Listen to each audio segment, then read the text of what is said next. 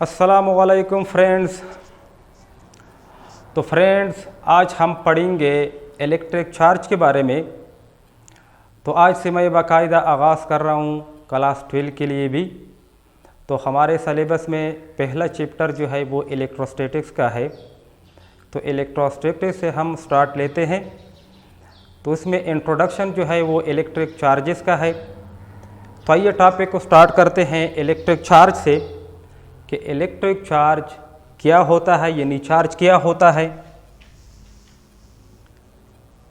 तो दोस्तों, क्लासेस में सुना होगा, पढ़ा होगा चार्ज के बारे में। अगर हम थोड़ा पीछे जाए, जहाँ से चार्ज की इब्तिदा हुई है, 600 क़ब्ल अज़ मसीह जो ग्रीक थे, उन्होंने किया अंबर को रब किया। किसके साथ? वूल के साथ। तो रब करने के बाद ग्रीक्स ने देखा कि भाई ये अंबर जो है ये अब अदर ऑब्जेक्ट्स को अट्रैक्ट करता है।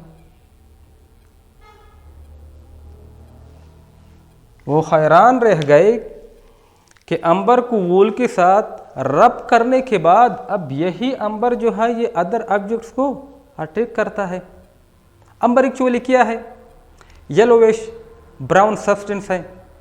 सोनार भी इस्तेमाल करते हैं सोने पर तेज चढ़ाने के लिए, वो जर्दी माइल सब्सटेंस जो होती है।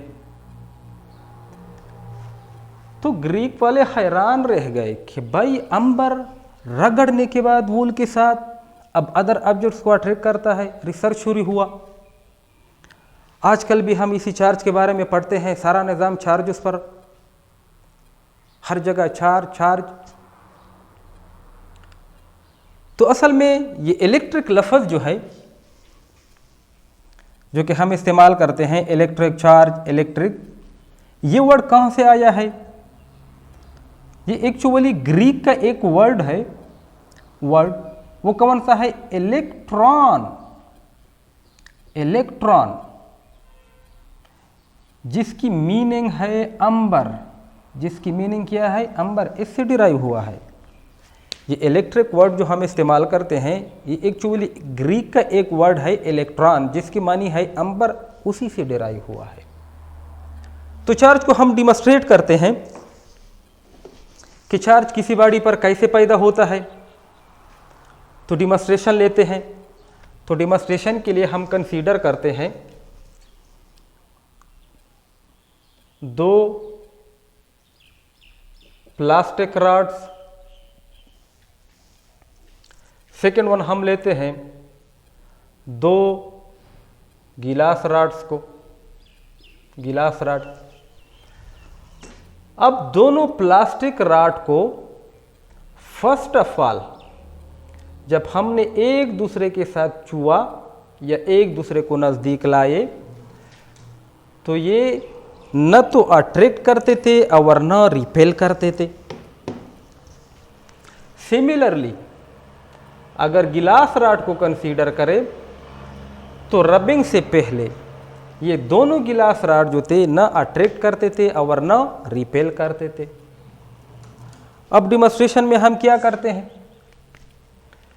कि इन दोनों प्लास्टिक रॉड को तरतीब के साथ फर्स्ट ऑफ ऑल हम फोर्क के साथ रब करते हैं, रगड़ते हैं। रब करते हैं किसके साथ? फोर्क के साथ। फोर्क क्या है? अक्सर मैमल्स जो होते हैं उसकी जो खाल होती है उस पर बारीक बारीक से बाल होते हैं, ये फोर्क कहलाती है। ऊन ले लो। अब फोर्क के साथ जब हमने प्लास्टिक रॉड्स को रब किया, रब करने के बाद जब इन दोनों रॉड्स को एक दूसरे के नज़दीक लाए तो ये दोनों रॉड अब रिपेल करते थे। कमाल है, पहले कुछ नहीं करते, रब करने के बाद अब रिपेल करते हैं। सिमिलरली जब इन गिलास रॉड्स को हमने रब किया किसके साथ? सेल के साथ सूती कपड़ा ले लो, सूती कपड़ा उसके साथ रब किया, रब करने के बाद जब देखा तो ये भी रिपेल करते हैं।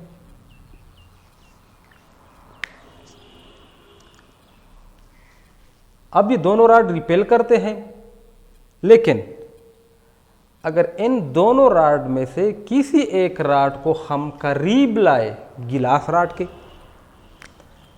फॉर एग्जांपल ये हम लेते हैं प्लास्टिक रॉड को और यहाँ से एक रॉड लिया गिलास का, जब इन दोनों को नज़दीक लाए तो अब ये क्या करते थे, अट्रैक्ट करते थे। अब गिलास रॉड को जिसके साथ रब किया था उसके नज़दीक लाते तो भी ये अट्रैक्ट करते।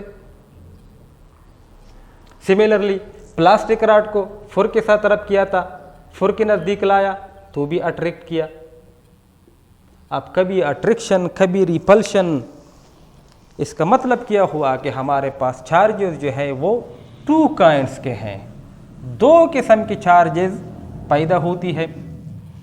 अब बेंजामिन फ्रैंकलिन ने इन दोनों चार्जेस को नेगेटिव एंड पॉजिटिव के नाम से सजेस्ट किया कि एक किस्म को हम नेगेटिव चार्जेस बोलेंगे और दूसरे के हम पॉजिटिव चार्जेस बोलेंगे। और यही डिटेल जो है ये आज भी हम इस्तेमाल करते हैं। तो नेगेटिव या पॉजिटिव चार्जेस ये क्या करते हैं, रिपेल करते हैं।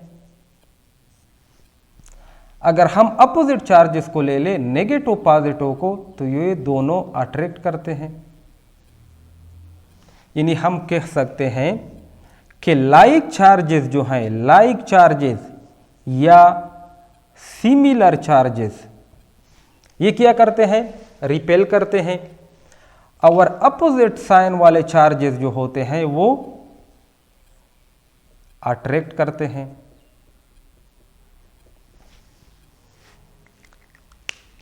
अब यहां पर जो हम लफ्ज़ इस्तेमाल करते हैं लाइक या सिमिलर चार्जेस, इसका हरगिज़ ये मतलब नहीं कि ये दोनों चार्जेस आइडेंटिकल होंगे। लाइक या सिमिलर का मतलब ये नहीं है कि ये दोनों चार्जेस आइडेंटिकल होंगे, बल्कि सिमिलर या लाइक का मतलब ये है कि दोनों चार्जेस का अलजेब्रिक साइन जो है वो एक जैसा होगा, या दोनों नेगेटिव या दोनों पॉजिटिव। सिमिलरली अपोजिट का मतलब ये है कि ये जो 2 चार्जेस हम लेते हैं उसके अलजेब्रिक साइन जो है वो एक दूसरे के मुख्तलिफ होंगे, यानी एक पॉजिटिव होगा और एक नेगेटिव होगा।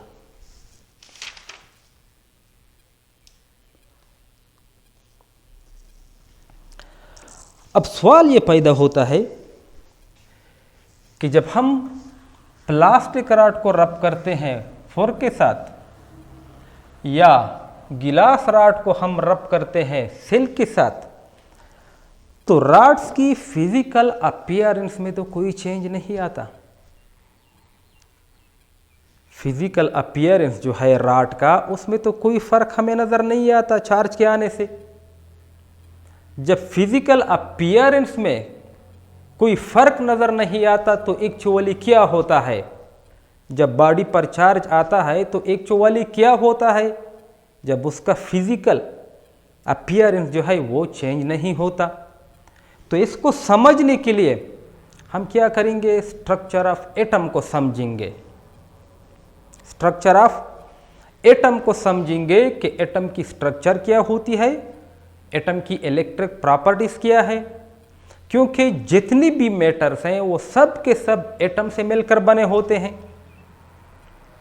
अब चार्ज को समझने के लिए हमने एटम को समझना होगा, क्योंकि हम कहते हैं कि चार्ज जो है ये intrinsic property of the body है, उसकी ज़ाती खूबी है, खसूसियत है, हर बॉडी का होता है चार्ज, लेकिन या तो ज़ीरो होगा और या उसका कुछ मैग्नीट्यूड होगा। अब ज़ाती प्रॉपर्टी हम क्यों बोलते हैं, क्योंकि मैटर एटम से मिलकर बने हैं और एटम में तो इलेक्ट्रॉन और प्रोटॉन होते हैं, यही तो चार्ज है। तो इसको समझने के लिए हम पहले एटम की स्ट्रक्चर को समझेंगे कि एटम में क्या क्या होता है। तो एटम की स्ट्रक्चर को समझने के लिए हम क्या लेते हैं, सिर्फ 3 पार्टिकल्स को लेते हैं, 3 पार्टिकल्स। वो पार्टिकल कौन कौन से हैं? एक होता है प्रोटॉन, दूसरा होता है इलेक्ट्रॉन और तीसरे को हम बोलते हैं न्यूट्रॉन।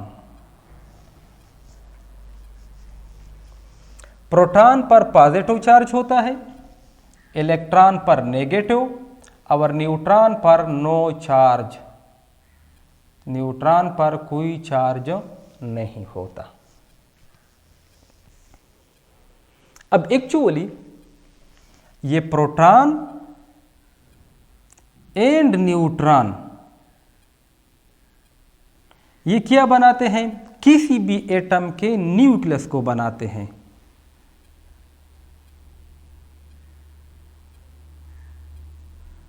ये किसी भी एटम के न्यूक्लियस को बनाते हैं, यानी न्यूक्लियस के अंदर प्रोटॉन और न्यूट्रॉन होते हैं। और ये प्रोटॉन और न्यूट्रॉन जो है ये असल में कॉम्बिनेशन है अदर एंटिटीज का। नाम सुना होगा, हम नाम देते हैं या नाम दिया है क्वार्क्स का। क्वार्क्स यानी प्रोटॉन और न्यूट्रॉन ये कॉम्बिनेशन है दूसरे एंटिटीज का, जिसको हम क्वार्क्स बोलते हैं। और उसका चार्ज जो है वो ±1/3 ±2/3 होता है। किसका? चार्ज ऑफ इलेक्ट्रॉन के। चार्ज ऑफ इलेक्ट्रॉन के क्वार्क का जो चार्ज है ±1/3 या ±2/3 टाइम्स होता है ये किसका? इलेक्ट्रॉन के चार्ज का।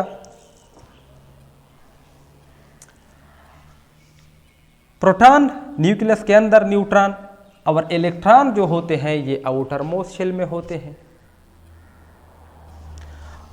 अब हम एटम की स्ट्रक्चर को ड्रा करेंगे। तो एटम की स्ट्रक्चर में मेन पार्ट जो होता है किसी भी एटम का वो होता है न्यूक्लियस। न्यूक्लियस अब न्यूक्लियस में कौन होते हैं? न्यूट्रॉन होता है, न्यूट्रॉन के साथ प्रोटॉन होते हैं। बकाया जो एटम का वॉल्यूम होता है जिसमें हम शेल को लेते हैं, शेल एक्चुअली क्या होते हैं? शेल में हम एक्चुअल डिस्ट्रीब्यूशन ऑफ इलेक्ट्रॉन को लेते हैं। शेल में हम क्या लेते हैं? इलेक्ट्रॉन की डिस्ट्रीब्यूशन को रिप्रेजेंट करने के लिए हम शेल लेते हैं। अब जो शेल है उसमें क्या होते हैं? इलेक्ट्रॉन होते हैं। अब एटम का ये जो सेंटर है जिसको हमने न्यूक्लियस का नाम दिया है, ये न्यूक्लियस जो है ये सबसे छोटा, स्मॉल और डेंस कोर होता है किसी भी एटम के अंदर। यानी बाहरी पोर्शन जो है एटम का वो क्या होता है? न्यूक्लियस होता है, जिसमें न्यूट्रॉन और प्रोटॉन होते हैं। यानी इस न्यूक्लियस का जो डायमेंशन है, ये डायमेंशन ये 10⁻⁻15 मीटर होता है। न्यूक्लियस के अलावा जो वॉल्यूम बाकी रहता है जिसमें इलेक्ट्रॉन होता है उसकी डिस्टेंस 10⁻⁻10 मीटर होती है।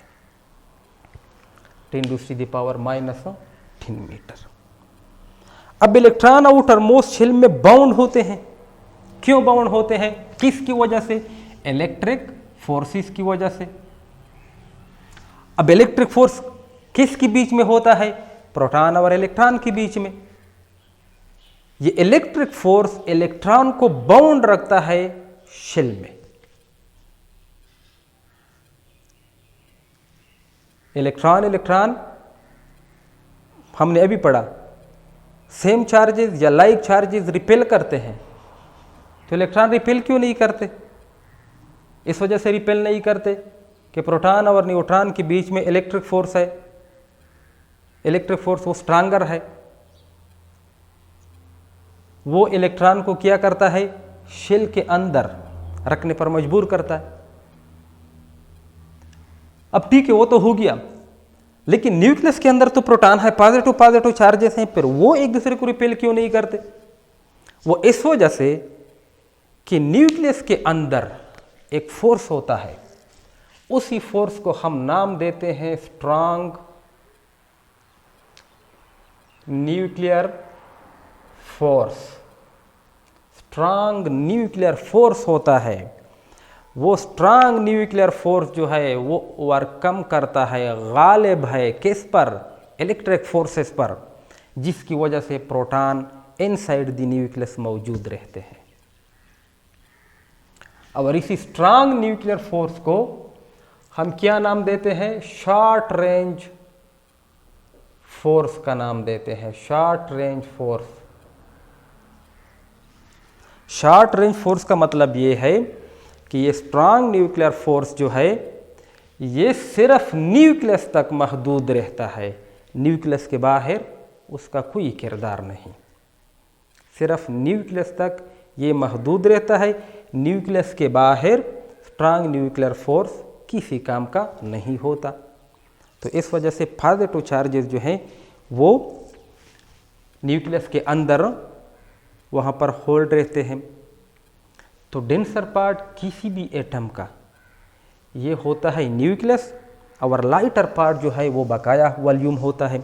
यानी यहाँ पर हम ये कह सकते हैं कि अगर हम छोटे से एटम को इतना बड़ा कंसीडर करें, फ्यू किलोमीटर तक हम इसको फैला दें, समझे कि एक एटम जो है वो फ्यू किलोमीटर पर फैला हुआ है, तब भी उसका न्यूक्लियस जो होगा उसका साइज कितना होगा, सिर्फ टेनिस बॉल की तरह, टेनिस बॉल जैसा। इतने बड़े फ्यू किलोमीटर पर फैले हुई एटम का न्यूक्लियस कितना होगा, टेनिस बॉल की तरह, तब भी ये डेंसर होगा बकाया एटम के वॉल्यूम से, ये डेंसर पार्ट होता है।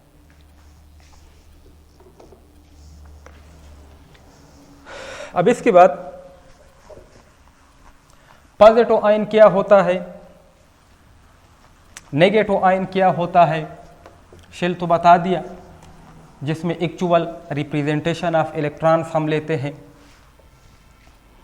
यानी किसी एटम पर पॉजिटिव चार्ज कब होता है, नेगेटिव चार्ज कब होता है, ये समझना ज़रूरी है। तो इसके बाद फिर अब हम समझ जाएंगे कि 4 पर पॉजिटिव चार्ज कैसे आया, प्लास्टिक रॉड पर नेगेटिव चार्ज कैसे आया।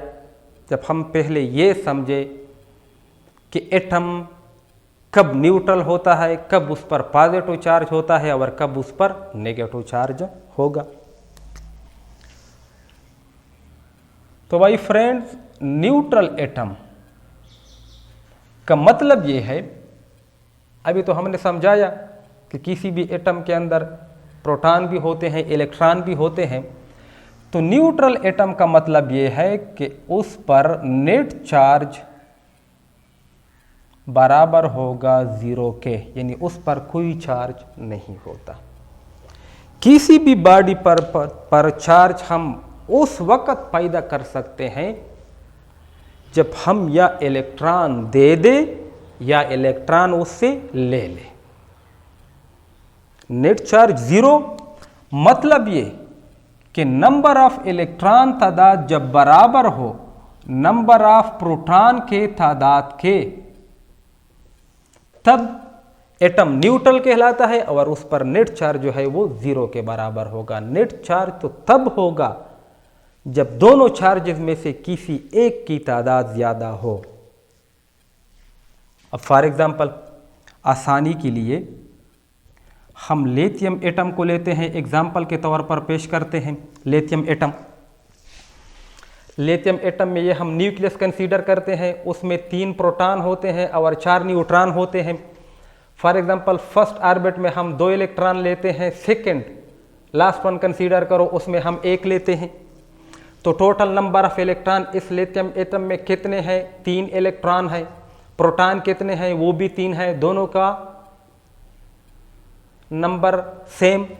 जब ये सेम तो हम कहते हैं कि अब लिथियम का ये एटम जो है ये न्यूट्रल है, यानी उस पर नो नेट चार्ज होगा, नो नेट चार्ज होगा, या हम कह सकते हैं कि नेट चार्ज 0 के बराबर है। क्यों? क्योंकि इलेक्ट्रॉन और प्रोटॉन की तादाद बराबर है। अब चार्ज कब पॉजिटिव होगा? पॉजिटिव चार्ज तब होगा अगर इस इलेक्ट्रॉन को हम हटा दें। अभी मैंने कहा कि किसी भी बॉडी पर चार्ज पैदा करने के लिए या तो हमने इलेक्ट्रॉन को देना होगा या इलेक्ट्रॉन को लेना होगा। तो इलेक्ट्रॉन को हमने रिमूव किया। जब हमने इलेक्ट्रॉन को रिमूव किया, अब कितने इलेक्ट्रॉन बाकी बचे? 2 इलेक्ट्रॉन। प्रोटॉन कितने हैं?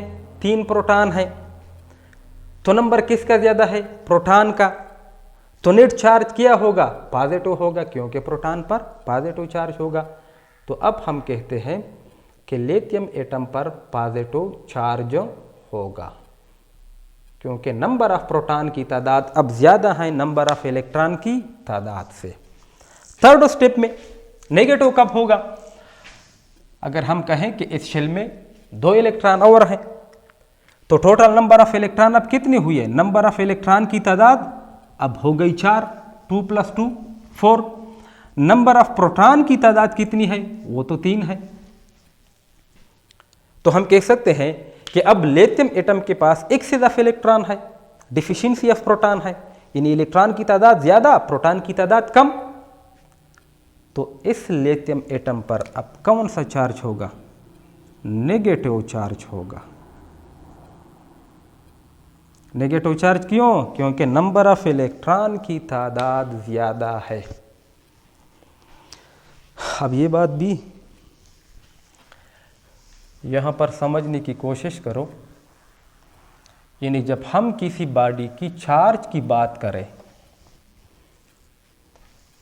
जब हम किसी बॉडी पर चार्ज की बात करें तो हमारा मतलब क्या होता है? नेट चार्ज मतलब होता है नेट चार्ज। अब नेट चार्ज जो है ये किसी भी बॉडी पर टोटल पॉजिटिव या नेगेटिव चार्ज का स्मॉल फ्रैक्शन होता है, स्मॉल हिस्सा। नेट चार्ज क्या होता है? किसी भी बॉडी पर समझ लो या टोटल पॉजिटिव चार्ज है या टोटल नेगेटिव चार्ज है। पॉजिटिव नेगेटिव टोटल चार्ज का एक छोटा सा हिस्सा नेट चार्ज कहलाता है। छोटा सा हिस्सा जो है वो नेट चार्ज कहलाता है। अब फुर पर पॉजिटिव चार्ज था, प्लास्टिक रॉड पर नेगेटिव। क्यों? फुर ने इलेक्ट्रॉन क्या किए? डिनोट किए। किसको दिए? प्लास्टिक रॉड को दिए। तो प्लास्टिक रॉड के पास इलेक्ट्रॉन की एक्सेस हो गई, तो जिसके पास एक्सेस होता है उसको हम नेगेटिव मान लेते हैं, और जिसके पास डिफिशियंसी होती है उसको हम पॉजिटिव मान लेते हैं। जब फुर ने इलेक्ट्रॉन दे दिए प्लास्टिक रॉड को, तो प्लास्टिक रॉड के पास तो इलेक्ट्रॉन की एक्सेस हो गई, इस वजह से वो नेगेटिव बन गया। अब नेगेटिव पॉजिटिव तो किसी एटम के अंदर बराबर होते हैं। अब जब उन्होंने इलेक्ट्रॉन दे दिए तो फुर के पास प्रोटॉन की एक्सेस हो गई, तो उस पर पॉजिटिव चार्ज आ गया। सिमिलरली गिलास रॉड और सिल्क यही सिचुएशन है। अब वो लास्ट में हम पढ़ते हैं कि चार्ज जो है वो कंजर्व होता है। किसी भी सिस्टम का total charge remains constant. Isolated system का total charge remains constant. Charge conserve है। क्या है?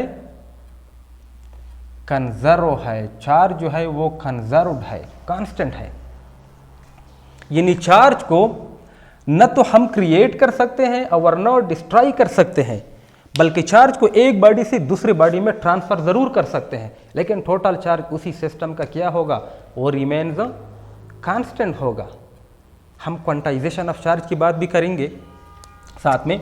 यानी फॉर एग्जाम्पल में हमने फुर लिया था और इसके साथ प्लास्टिक रॉड को लिया था, ठीक है ना। प्लास्टिक रॉड ने क्या किया? इलेक्ट्रॉन को डिनोट किया। किसको दिए? रॉड को। तो यहां पर excess of electron, excess of electron ज्यादा हो गए। यहां पर एक्सेस ऑफ हम कह सकते हैं प्रोटॉन यानी पॉजिटिव चार्जेस की। अब इलेक्ट्रॉन तो फुर ने दे दिए गिलास रॉड को, सॉरी प्लास्टिक रॉड को, लेकिन हम इंडिविजुअल किसी भी बॉडी का चार्ज नहीं ले सकते। ये एक सिस्टम है, सिस्टम बनाते हैं, एक ने दिया दूसरे को, तो इस सिस्टम में टोटल चार्ज जो है वो रिमेन कांस्टेंट होगा। हालांकि हमने चार्ज को ट्रांसफर किया फुर से किसको, रॉड को। अब इन दोनों का कॉम्बिनेशन हम लेंगे, चार्जेस का कॉम्बिनेशन, तब भी हमारे पास क्या होगा, बराबर आएगा। उसने अगर इसको दे दिए तो हम अलजेब्रिक सम लेंगे दोनों का, फिर हमारे पास चार्ज क्या होगा, कांस्टेंट होगा। अब चार्ज जो है ये क्वांटाइज्ड है, क्वांटाइज्ड। अब क्वांटाइज्ड का मतलब क्या है, हम कहते हैं कि कोई भी बॉडी है, उस बॉडी पर चार्ज है, टोटल चार्ज, मैंने नाम दिया क्यू।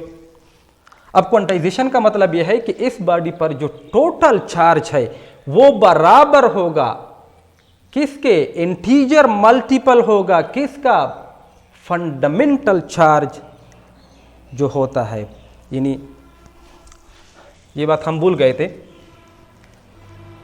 इलेक्ट्रॉन प्रोटॉन दोनों पर चार्ज जो है वो बराबर है 1.6 क्रॉस 10 पावर -19 कूलम के। और ये एलिमेंट्री चार्ज है, बेसिक चार्ज, जिसका मैग्नीट्यूड बराबर होता है 1.6 क्रॉस 10 पावर -19 कूलम के। और कूलम क्या है, चार्ज की यूनिट है। बेसिक चार्ज का मैग्नीट्यूड 1.6 क्रॉस 10 पावर -19 कूलम के बराबर होगा, याद रख ले। इलेक्ट्रॉन और प्रोटॉन दोनों का चार्ज नियरली इक्वल है, तो इस बॉडी पर टोटल चार्ज जो है वो इसी बेसिक चार्ज का इंटीजर मल्टीपल होगा। इंटीजर मल्टीपल का मतलब क्या है, या तो इसके बराबर होगा, या इसके डबल होगा, या ट्रिपल होगा, या fourth one up to so on, यानी फ्रैक्शन में नहीं होगा। यानी हम ये इस तरह नहीं कह सकते कि टोटल चार्ज जो है वो किसी बॉडी का 1.5 ई है, 2.7 ई है, ये गलत है, इस तरह नहीं होता। या तो बॉडी पर चार्ज इतना होगा, या इसका डबल होगा, या ट्रिपल होगा, या अप टू सो ऑन। इसको हम क्वांटाइजेशन ऑफ चार्ज बोलते हैं। और इनकी वैल्यू हम लेते हैं, इनकी value +-1 +-2 +-3 up to so on. Plus minus का मतलब ये नहीं है जिस तरह हम स्केलर में लेते थे। प्लस माइनस का मतलब ये है कि प्लस हम पॉजिटिव के लिए लेते हैं और नेगेटिव हम नेगेटिव चार्ज के लिए लेते हैं। बॉडी पर पॉजिटिव चार्ज है तो इन इजिकल टू 1 2 3 से, बॉडी पर नेगेटिव चार्ज है तो इन इजिकल टू -1 -2 -3 से। सिर्फ सिंबल है, अलजेब्रिक साइन है रिप्रेजेंटेशन के लिए कि ये पॉजिटिव चार्ज है या नेगेटिव चार्ज है। तो इसका मैं एक एग्जांपल देता हूँ, एग्जांपल समझाने के लिए कि क्वांटाइजेशन का मतलब क्या होता है, इंटीजर मल्टीपल का क्या मतलब होता है। देखो ना, हमारे मुल्क में कम से कम करेंसी जो इस्तेमाल होती है वो क्या है, 1 रुपया है। 1 रुपया, इससे कम नहीं है। अब मैं किसी दुकानदार के पास जाता हूँ, दुकानदार से बोलता हूँ कि भाई मुझे मार्कर दे दो व्हाइट बोर्ड का। उसने मार्कर दे दिया, कितना प्राइस है, वो कहते हैं कि 40 रुपए। अब 40 रुपए एक्चुअली क्या है, 1 रुपए के इंक्रीमेंट है, 1 से तो ज्यादा है, क्योंकि दुकानदार ने ये तो नहीं कहा कि इस मार्कर की कीमत 1 रुपया है, फिर तो बस बात खत्म कि चार्ज बॉडी पर इसके बराबर होगा, बात खत्म। लेकिन 40 रुपए है तो 1 रुपए का क्या होगा, इंक्रीमेंट होगा, या 2 डबल होगा, या ट्रिपल होगा, या 4th one up to so on. तो 40 मतलब 40 गुना है। बात समझ रहे हो? इंटीग्रल मल्टीपल का मतलब क्या होता है, मैं दुकानदार को 40 रुपए 1 रुपए के हिसाब से इंक्रीज करके पूरे करूंगा। मैं दुकानदार को, यह दुकानदार ये तो अब नहीं कह सकेगा कि भाई इस मार्कर की कीमत 40.5 रुपए है, नहीं कह सकते, क्योंकि स्मॉलर करेंसी जो है वो हमारी 1 रुपया है, 1 रुपया से कम नहीं है। तो कैसे बोल सकता है कि भाई इस मार्कर की कीमत 40.5 रुपए है। तो सिमिलरली स्मॉलर चार्ज जो है किसी बॉडी पर हो, उसका मैग्नीट्यूड ये है, तो कम से कम चार्ज किसी बॉडी पर इतना होगा, अगर ज्यादा चार्ज होगा तो वो इस चार्ज का इंटीजर मल्टीपल होगा। तो बस ये था हमारा टॉपिक, इंट्रोडक्शन टू चार्ज। तो इंशाल्लाह मेरी वीडियो जो है वो फेसबुक के साथ साथ यूट्यूब पर भी अपलोड हो रही है। अगर कोई स्टूडेंट वाकई कुछ सीखना चाहता हो तो वो यूट्यूब पर फिज़िक्स लर्निंग डैश फ़हीम हटक के नाम से मेरा एक चैनल है, उस पर भी आप यानी वो फ्रेंड जो हैं या वो स्टूडेंट उस वीडियो को देख सकते हैं। तो मैं वहाँ पर भी रेगुलर अपडेट करता रहता हूँ, वीडियो को अपलोड करता रहता हूँ। तो कोशिश करूँगा कि नेक्स्ट वीडियो जल्दी लेके आऊँ। तो थोड़ा टाइम तो लगता है। अगर वीडियो अच्छी लगे तो लाइक करें, शेयर करें अपने दोस्तों के साथ। मिलते हैं नेक्स्ट वीडियो के साथ, तब तक के लिए खुदा हाफिज़।